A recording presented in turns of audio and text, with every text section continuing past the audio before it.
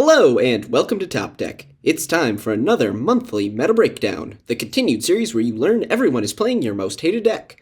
As always, we are going to look at the top 5 most popular decks in Standard, Pioneer, Pauper, and Modern. And as always, timestamps for each format will be in the video's description. Also, and as always, do remember that the Stonebrain picks are my choices for the best 3 cards in each deck in no particular order. They are the cards you would want to name with the Stonebrain if given the opportunity. So let's hop right on in with Standard. Standard seems to have split itself into 2 halves, aggro versus midrange. The midrange decks have carried over from a time before rotation. Meanwhile, aggro decks have jumped in popularity since the releases of Bloomburrow and Duskmourn. Starting us off as the 5th most popular deck, making up 7.2% of the Standard meta, we have the new kid on the block, Azorius Tempo. Like any good tempo deck, this deck wants to curve out and play a 1-drop turn 1, a 2-drop turn 2, a 3-drop turn 3, and then beat the opponent down in the air. The deck runs a lot of cheap removal that isn't designed to permanently handle the opponent's threats. Rather, they are designed to make the opponent waste time replaying spells while you are busy punching them in the face. Your biggest beat sticks in the deck are Haughty Djinn and Abhorrent Oculus. Djinn gets +1/+1 for each instant or sorcery in your graveyard and can get quite large quite quickly. Oculus, on the other hand, is a set 5/5 flyer that requires you to exile 6 cards from the yard as an additional casting cost. However, at the beginning of each opponent's upkeep, you Manifest Dread. What is Manifest Dread, you ask? Good question. Manifest Dread lets you look at the top 2 cards of your deck and put one on the battlefield face down as a 2/2 creature. You can turn it face up at any time if it is a creature by paying its mana cost. The other card you looked at goes into your graveyard. Doing this once a turn cycle is a powerful effect and earns Abhorrent Oculus a Stonebrain pick alongside Haughty Djinn. The third pick goes to 3 steps ahead, a wonderfully modal spell that counters spells, provides card selection, and or creates token copies of creatures or artifacts. All in all, I like the design of this deck, and it looks like a lot of fun. Next up, at number 4, we have the newest iteration of one of Magic's oldest archetypes. It's Mono Red Prowess at 7.6% of the meta. This deck is potentially the most straightforward of all time. Goal: kill your opponent before they have time to have fun. How? Deploy cheap aggressive dorks that get bigger when you target them with spells, then target them with pump spells before finishing off your opponent with direct damage. If you are going to play Standard, you must plan to face some form of this deck because it is easy to pilot and cheap to buy into. The Stonebrain picks are Heartfire Hero, Screaming Nemesis, and Hired Claw.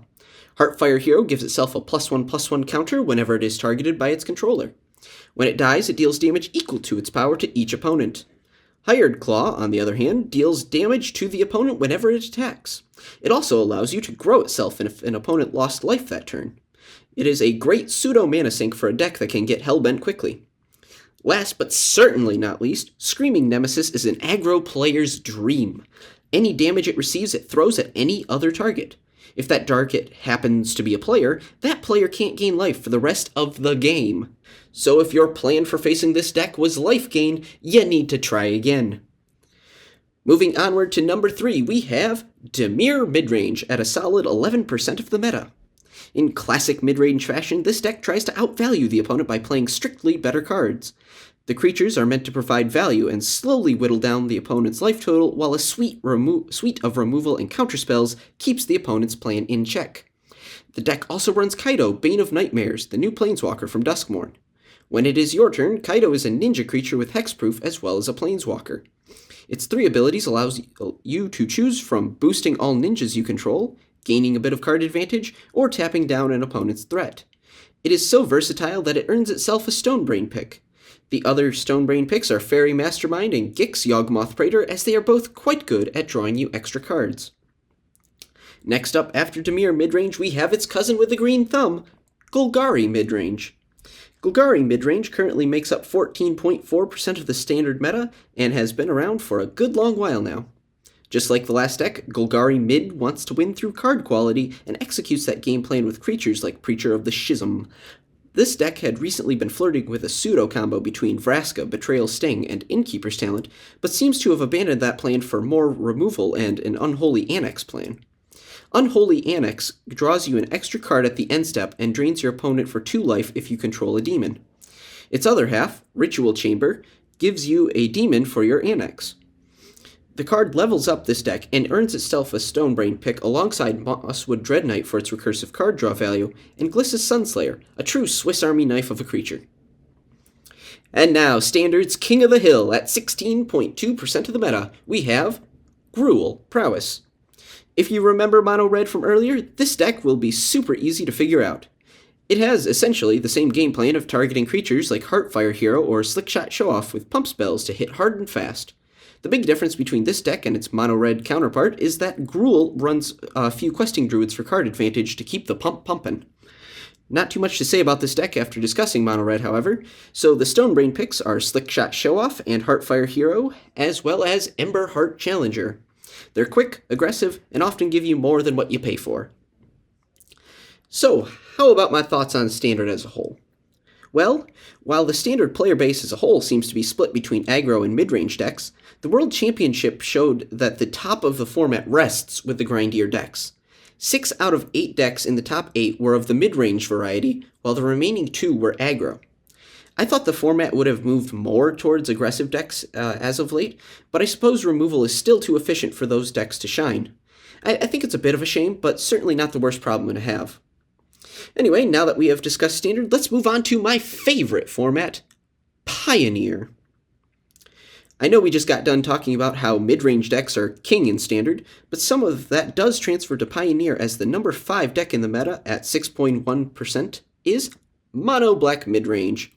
This deck is optimized to shut down whatever your opponent is doing while slowly whittling down their life total. Or at least it would be slow if it also didn't pack a one-hit kill between Unstoppable Slasher and Bloodletter of Aclazotz. When Slasher deals damage to an opponent, that player loses half their life rounded up. Meanwhile, the Bloodletter doubles the life loss for a one-shot kill. Slasher also has the very annoying ability of returning to the battlefield upon its death with 2 stun counters on it if it didn't have any counters on it when it met its demise. Both Slasher and Bloodletter are powerful enough for Stonebrain picks, and I picked the Annex Chamber as the third for the card advantage and life drain abilities. And now, a deck that seems to be falling in popularity, we have Azorius Control, sitting at number 4 with 6.7% of the meta. While I just mentioned Mono Black Midrange wants to shut down opponent plans, this deck is the original creator of that plan. It controls the board with counterspells and sweepers, only pausing to play the occasional Planeswalker. Those Planeswalkers are also often removal spells on their own, in addition to being value engines. The walkers in question are the Wandering Emperor and Teferi, Hero of Dominaria. The Emperor does most of the heavy lifting by making token samurai, exiling opposing creatures, and buffing your token dorks. Teferi, meanwhile, is the poster boy of the archetype and keeps your hand full and your mana open so you can always hold up counterspells when your opponent even thinks about having the slightest amount of fun. The Stonebrain picks are therefore, unsurprisingly, Teferi, Emperor, and 3 Steps Ahead, a card that counters spells, copies creatures, or provides card selection. While I think this deck is still strong, I also think it is held back by a lack of explosive plays. Pretty much all of the other decks in the top of the meta have some big flashy play that can swing a game out of nowhere. Meanwhile, Azorius Control wins through inevitability. It also requires a lot of patience, but I wouldn't be surprised if this deck fell out of the top 5 altogether by next month. Next up, going from grindy deck to grindy deck to grindy deck, we have Rakdos Midrange. Like so many decks before it, it wins through card quality and extra value. This deck looks a lot like Mono Black Midrange, but it adds in cards like Fable of the Mirror Breaker for added value. Please note, this deck is also now running the Unstoppable Slasher and the Annex Chambers that we mentioned before. Explaining how a mid-range deck functions 4 times in a single video isn't exactly beneficial to the audience, or myself for that matter, so I'll just say that the Stonebrain picks are Archfiend of the Dross, Slasher, and the Annex Chamber. And now, at the penultimate point of Pioneer popularity at 11.8% of the meta, we have Rakdos Aggro. This deck is very similar to standard aggro decks and focuses on pumping up creatures with pump spells and smacking your opponent. Then, you can fling your critters at your opponent's face with the Burn Together adventure on Callous Sellsword to finish the job. The biggest difference between the standard and Pioneer versions of this deck is that the Pioneer version has an updated hand attack and removal suite to help it keep up with the heightened power level of Pioneer. The Stonebrain picks are aggressive creatures, Heartfire Hero and Slickshot Showoff, as well as Sellsword for its adventure half. It is a very fair deck and a welcome contribution to the meta. And finally, the most popular deck in Pioneer at 12.6% of the meta, it's my spell-slinging, card-drawn, absolute favorite deck ever. Is it Phoenix?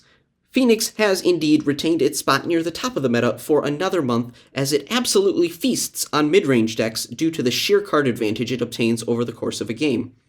The deck attempts to put Arclight Phoenixes in the graveyard early, before reanimating them by playing 3 instants or sorceries in one turn. Do that, and each Phoenix comes back from the bin as a hasty flying 3/2. The rest of the deck is cheap draw spells and cheap burn spells to make the reanimation process as easy as possible. Phoenix obviously earns a Stone Brain pick and is accompanied by Treasure Cruise and Ledger Shredder. Cruise allows you to delve away cards in your graveyard to draw 3 cards for potentially only 1 blue mana. It is easily one of the most powerful cards in Pioneer. Meanwhile, Ledger Shredder is a flyer that connives whenever a player casts their second spell each turn. It can put Phoenixes into the graveyard as well as provide significant card advantage during a game. So what are my thoughts on Pioneer? Well, it seems to be falling into the same bucket as Standard. Lots of grindy decks and decks that are meant to take advantage of grindy decks. The top of the meta is black mid-range heavy at the moment. Personally, I hope that support for other archetypes is printed soon, because a diverse format is a fun format. Hey, real quick, gotta do the YouTube thing of asking you to like and subscribe if you enjoy the content. We are still climbing towards 100 subscribers, and it would be cool if we got there by the end of the year. I appreciate everyone who subscribes to help us get there. Y'all are awesome, and I want to say thank you for that. Alright, back to why you're here. We're going to move on to Pauper, where in the past month nothing freaking happened. I kid you not, it's the same top 5 decks in the same exact order as last month. The percent shares of the meta have changed, but that's about it. So, since the meta won't change, I'm going to.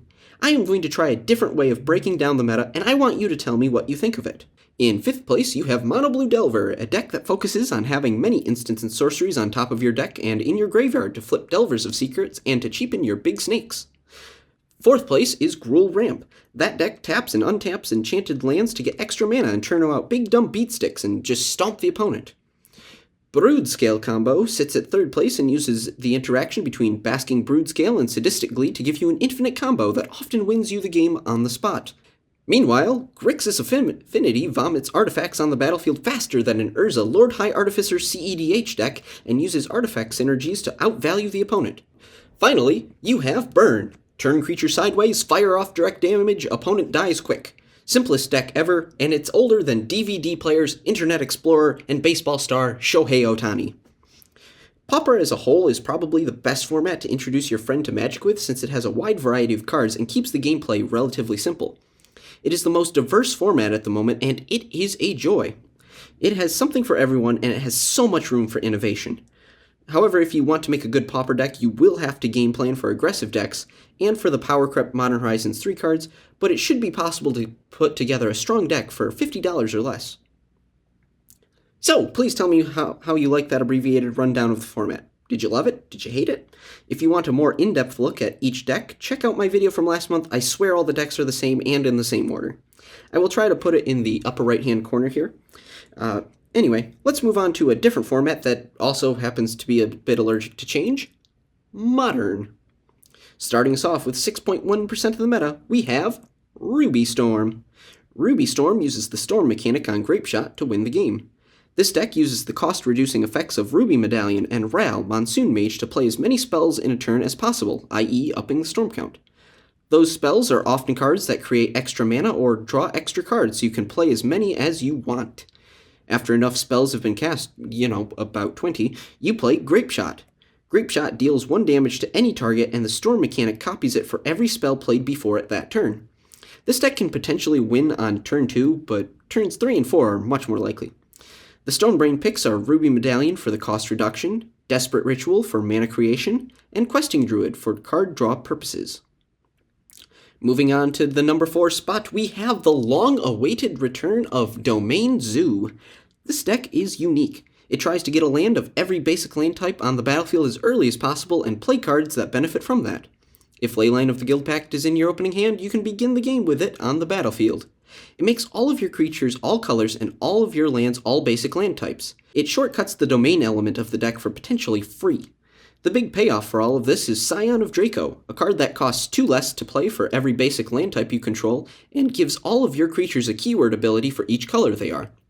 The rest of the deck is a bunch of good creatures, like the ever-powerful monkey Ragavan and the Ragavan killer, Orcish Bowmasters.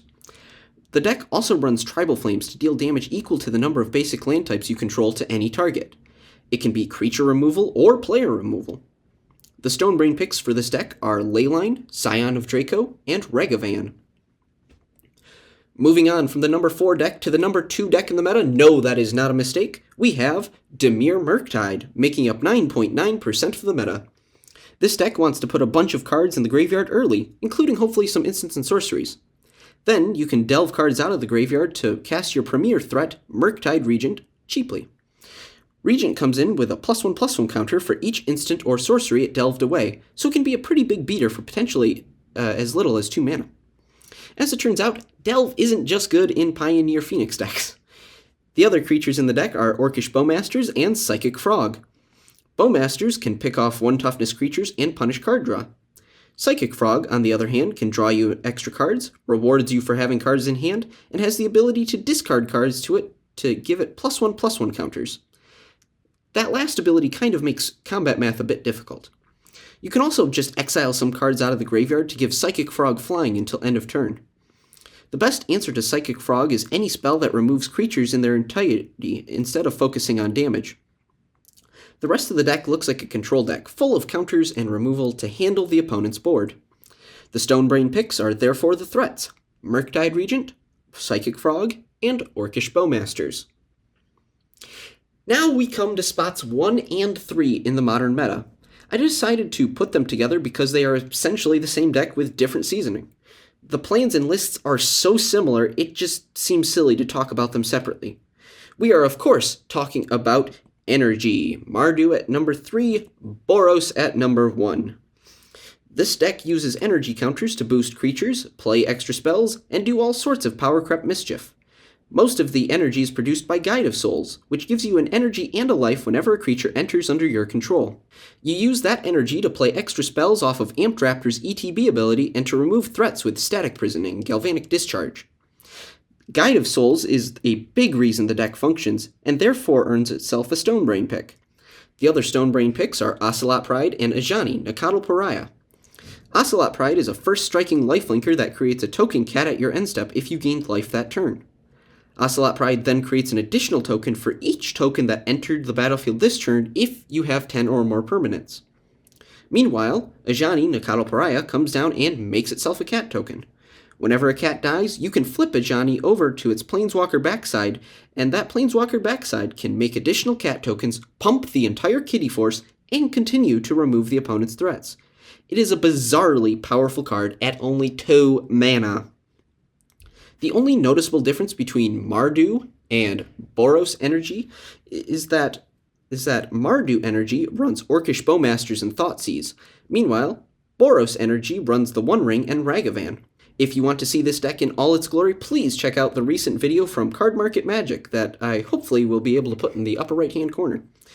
They make very high-quality gameplay content, and their video highlights almost all of the cards that I mentioned here. Alright, so my thoughts on Modern in general remained unchanged from last month. Energy's on top, and it ain't going away. I also find it unlikely for Energy to be powered down with a ban update looming in December, since most of the cards came from the Modern Horizons 3 set that was released over the summer. Wizards already killed Nadu, so they probably won't take action against another deck, despite the fact that, statistically speaking, 1 in 4 Modern players is on Energy at the moment. Energy Autumn is in full swing, and the swing has a lot of cats. Well, that's about it from me, apart from me encouraging you to like and subscribe. Also consider checking out Card Market Magic, link in the video description. They are some of my favorite content creators, and I think they do everything well that my channel logistically just can't. Well, that's about it for me. Have a great day, everyone. See you around.